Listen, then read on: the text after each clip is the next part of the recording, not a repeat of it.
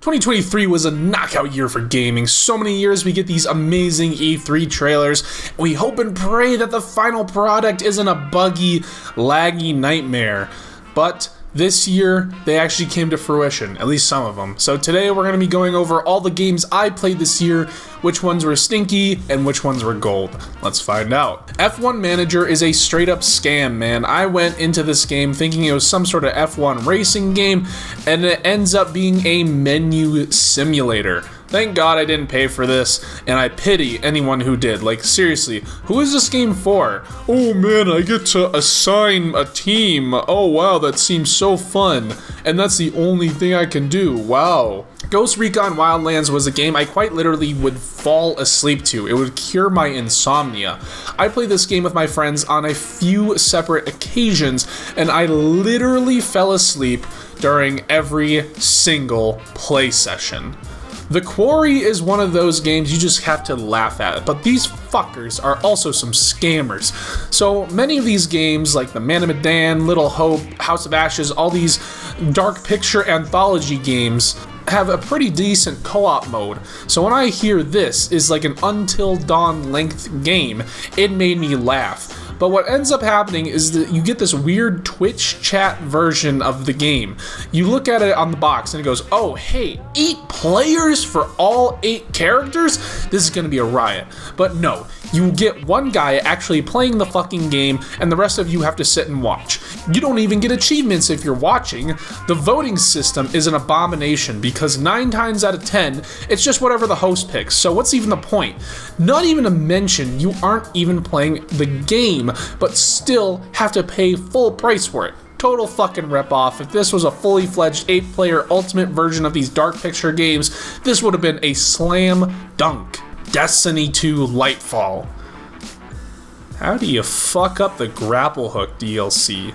Remember how Life is Strange was a pretty interesting story? Life is Strange 2 is not that. This game is how I would imagine if all of San Francisco came together and made one video game. It's lousy, poorly written, and the politics are ancient. The GTA Definitive Edition was an abomination. I just finished the last of the 3 games and oh my god. Look, I can understand for the times this could have been seen as a good game, but how can anyone think these games are tolerable? Look, on a completed game file, it's fun to fuck around with cheat codes and whatever, but actually playing the story and wanting to get these achievements are a tedious chore. I would have much preferred a total remake of these games with modern graphics and whatever the fuck these are. Callisto Protocol. Thank God it's short. City Skylines is one of those games you boot it up at 10 a.m. and boom, it's 4 p.m. the next day. It's such a chill game, and I've made a bunch of cities in my free time trying to recreate my local towns and see if I can improve them, but it does kind of wear thin. These games, for me personally, are fun for like a week or so, and then I don't touch them for 2 years. So in 2025, I'll probably be hooked again on it. Same with Bus Simulator. I play that a lot too. Humanity is a chill puzzle game that you can play in the background while doing something else. My only gripe with it is that the music is on par with Battlefield 2042. That is not a compliment.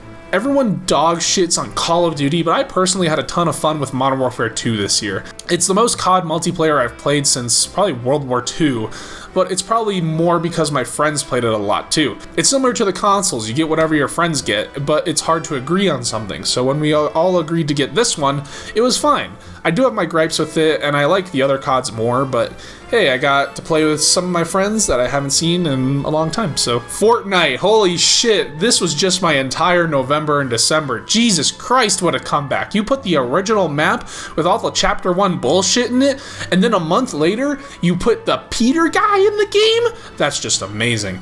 I've also had a return to form with the Guitar Hero mode. I've been enjoying it a lot with some of my friends, just trying to dick each other while playing Mr. Brightside. Dark Souls 3 is the first Souls game I beat on my own, and while I still don't like these games, I totally get it.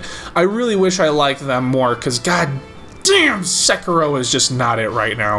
Currently with these Souls games, I'm in the groove, and as soon as I'm out of the groove, I don't really like the game anymore. I just kind of get sucked out of it and just start looking shit up. I don't know how to describe it with the difficulty in these games. I'd expect them to be shorter. In Elden Ring, I noticed this around the city area. In Dark Souls 3, it happened right after the snow levels. In Demon Souls, it hit right after the flying manta ray boss. And in Bloodborne, it was right after the one Reborn fight. These are still pretty good games, and Elden Ring is still my favorite. Stanley Parable, man, this is just funny. Jesus Christ. The Resident Evil 4 remake is a great game. I really enjoyed the story, but I wish the replayable modes were actually engaging. You're telling me I gotta get an A rank on Professional to unlock infinite ammo? Fuck that, dude. I'll see you in the next one. Spider-Man 2, what a classic roller coaster of a game. I love the story, the combat, swinging through New York always feels so great, but god damn, why the hell wasn't there co-op in this game? Really? You have 2 fucking Spider-Man and there isn't co-op? Come on, From Software, you can do better than this. Jedi Survivor was my favorite game that came out this year. The combat, the saber customization, the story, oh god, the Jedha Claw fight was the most fun I've probably had in a video game since a part of It Takes Two. I will not spoil because it's just that good. God damn!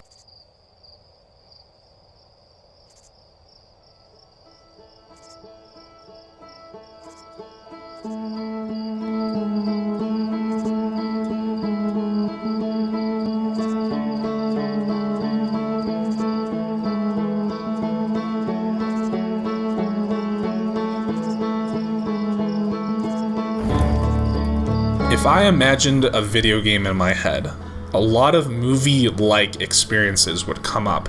So many games nowadays are cinematic in nature. Really, the only major one that comes to mind is the Souls series.